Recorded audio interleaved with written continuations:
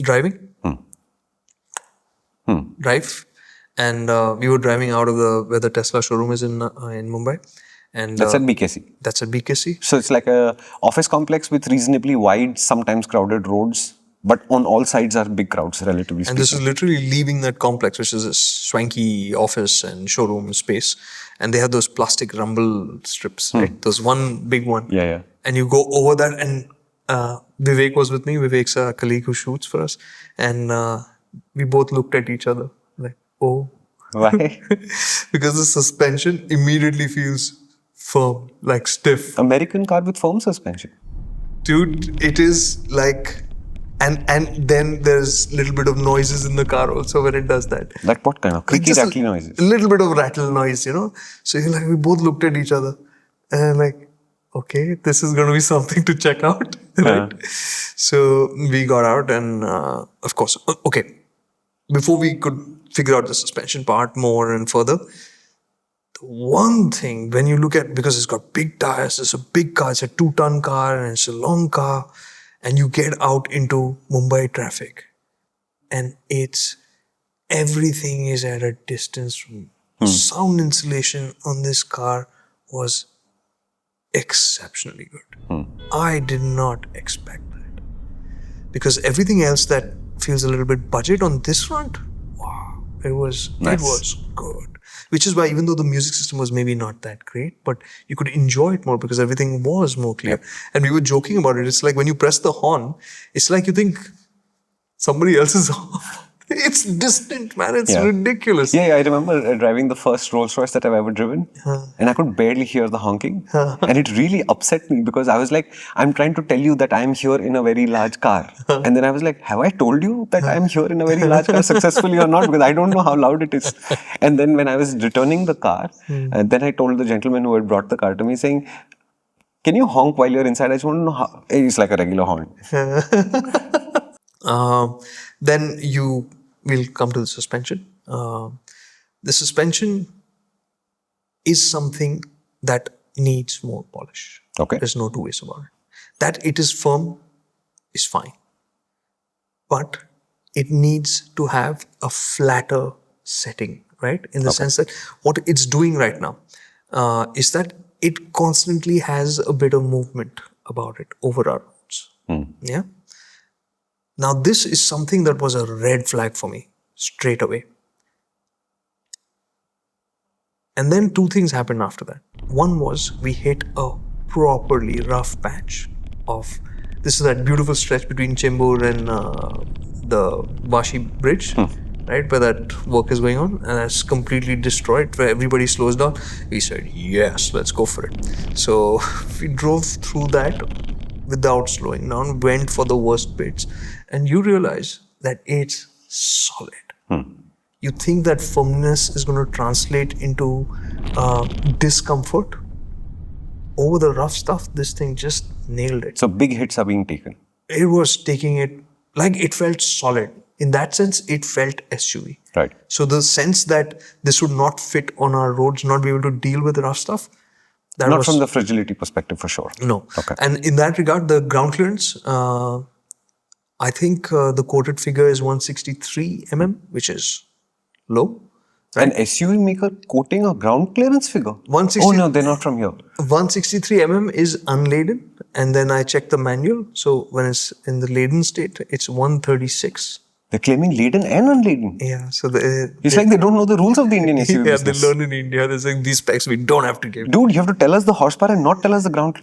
What is wrong with you people? It's like you're not from here. Oh no, you're not from here. So that was a concern. But did we touch down anywhere? No. And we went all the way like outside, even like further out from Navi Mumbai, and it's not like we didn't have to deal with bad roads or big speed breakers, all of that. Didn't have to think about it. There was a point where we could have taken the car into a slightly, an open area, but that meant stepping off the tarmac, and that was that much. And I said, I'm not doing this. So for sure, I'm not going to use it callously or without a care. You will take some care. But is this something that you'll worry about on the basis of this experience? No, and I don't think that asking or imagining the idea that you'd buy a Tesla Model Y and then treat it like an old school traditional SUV is the right way to approach this in any case. I think a lot of the buyers are just buying it because it's a Tesla and it's available now, and that cycle will go the next 3, 4, 5 years. So even with regards to the suspension, I think this is one context we have to set. EV, Heavy. heavy. SUV, Heavy. high and heavy. American. Yeah. Heavy. So expecting some amount of sense that the suspension is unresolved is also par for the course. Yeah, I've still not understood how it feels to drive on our roads though, in terms of suspension. So how it will feel is that, let's say you're on a smooth road, it's fine. Everything is fine on a smooth road. There's no problem. Like, like even our smooth roads, it's not like it's going to be an issue. Okay, let's say slightly broken roads, or you're hitting those flyovers with the expansion joints and, those dips. It's fine. Okay. It's okay. This is not an issue then, right? So it's not luxurious though. It's not luxurious. Got it. It's not smooth. Like, it's not flat. And that, so a little bit of movement, like through those dips, which would have been, to me, is always an irritant in many, many cars. How did this go? Well, when it's over lightly broken roads, what does it do? It has a little bit of a movement. So you accept it, but you're not impressed by it. The thing is, the second bit was, at the end of the day, I would have said that I am done. I do not like cars with this kind of movement. What I realized at the end of the day, when we had done those 100 kilometers, which is not that much, but it's a lot of time in the car with over a lot of surfaces. Sure. It's consistent. So the amplitude of movement that which is more than I can say for the American government right now. So consistently inconsistent is also a thing, right? So the thing with the suspension is that it is consistent. Got it. So it doesn't have wild variations. So it's going to make an expectation for you, which may not be the greatest expectation, but it'll continue to meet that expectation for the rest of time. Correct. Fair enough. Okay. And in that, what it's not doing is that it doesn't have those wild movements, right? Saying that hit a bump and suddenly now you're getting tossed around. That doesn't happen. It always has this slight movement going on. But it's managing it. That's fine. Just for reference again, if you bring the IONIQ 5 into this picture, again, because price and EV both, what would be the difference in terms of the drive feel? Great example. Because the IONIQ 5, again, it has a plush feel to it. But the IONIQ 5 suspension is also not resolved. No, it's not. Right? The IONIQ 5 also has a tendency to pitch, and which I find terribly annoying. Right. And that technically for me should be the better setup because it's softer over our roads and things like that. But I don't like that setup. Got it. Because I always feel like this is what's happening to me when I'm going over stuff, which is not the case here. Got it. In that sense, it's a more middle ground setup. So it's not trying to please you by being over soft or something like that, but it's managing to deal with everything fine. Okay, just to complete the picture, did either the IONIQ 5 or this Tesla have a recalibration for India's setup, or these are just as imported as they're made? I don't remember the IONIQ 5. I don't think so. I don't think the IONIQ 5 was recalibrated. I don't think the IONIQ 5 had. And the IONIQ 5, my pet theory about that car is that we got the rear-wheel drive version, whereas they have an all-wheel drive version, and I think that would have had a better weight distribution balance. Yep. And then it would have felt more settled, which we didn't get. Right. In the Tesla's case, we actually asked them, and they're saying that yes, suspension tune has changed, it's stiffer for India. But I'm not sure. I'm taking all of this with a pinch of salt as to the information that's coming from the Tesla store, because we've been given a whole bunch of information which at points doesn't connect, right?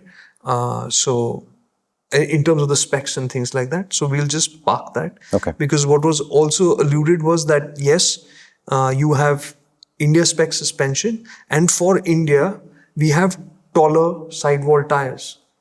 But the tire in India is the exact same size that's used for 19-inch wheels anywhere else in the world, right? Interesting. There's lots happening. So how does Tesla translate itself for the Indian audience, saying, who am I to you, is going to be a big challenge. Because right now today, and this is an interesting point, like you said an American manufacturer is here in India, right? We are talking about an American car today. where the Tesla showroom is, like where at one time used to be the offices of one of the biggest, like say, biggest brands in the world, right? But they're not there anymore. Right. Today you have a technology car company from America coming in here and taking that position, right? Sitting over there. So Tesla has come and slotted itself over there, and which will give it a premium connotation, right? But is it going to be premium? Not because they say it. And then when you want to make a mark in India, and today you look at this car and it's a good car, but when you want to really get out there and hit the masses in India, what's going to work? They're going to have to do something different for India. Yeah, 100%. Right? Yeah. So, yeah. In the mass in India, transplanted product has never worked. So they're and going poor to figure it transplants out. have led to companies having to wind up and leave and figure out what to do next.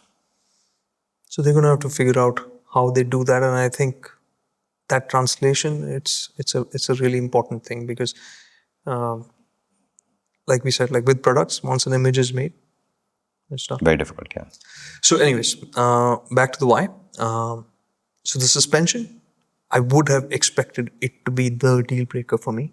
But it's not. It turned out to not be one. And I would like to be uncharitable and say that I hate it because of that movement, and I did think I would be saying that. But it turned out to be consistent, and in that, not wild in terms of the movements that it's doing. It's always there, but it's manageable.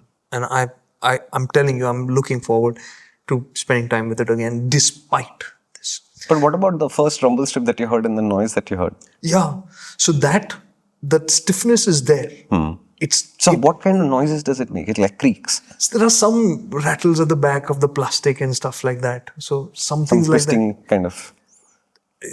I would just say that it was a little bit plastic. Yeah, not so much mechanical as such. But yeah, that was it. That is a clip from MotorInc. And what that means is, if you'd like to see more of these, you can do two things. One is stay on this channel, subscribe and watch more, or you can come to the main MotorInc channel where you'll find a much longer video that discusses this idea in a lot more detail.